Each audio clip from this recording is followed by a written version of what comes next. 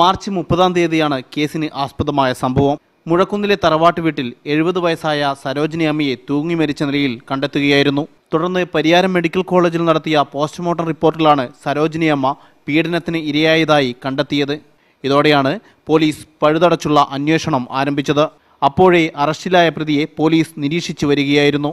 ഇരിട്ടി പൈഞ്ചേരി വികാസ് നഗറിലെ മരിച്ച സരോജിനി അമ്മയുടെ മകന്റെ വീട്ടിൽ വയറിംഗ് ജോലിക്ക് എത്തിയതായിരുന്നു പ്രതി. തൊഴിലാളികൾക്ക് ഭക്ഷണം വെച്ചു നൽകുന്ന വീട്ടിൽ സരോജിനി അമ്മ എത്തുകയായിരുന്നു. അവിടെ വെച്ചാണ് അറസ്റ്റിലായ ആറളം പന്നിമൂലിയിലെ മാവില വീട്ടിൽ PM രാജീവൻ 70 വയസ്സായ സരോജിനി അമ്മയെ പീഡിപ്പിച്ചത് എന്നാണ് പോലീസ് പറഞ്ഞത്. ഈ സമയം വീട്ടിൽ ആരുമില്ലായിരുന്നു. ഇതിൽ മനംനൊന്താണ് മുഴക്കുന്നിലെ തറവാട്ട് വീട്ടിലെത്തി സരോജിനി അമ്മ ആത്മഹത്യ ചെയ്തത്. ശരീരത്തിൽ 15ഓളം മുറിവുകൾ ഉണ്ടായതായി പോസ്റ്റ്മോർട്ടം റിപ്പോർട്ടിൽ പറഞ്ഞിരുന്നു.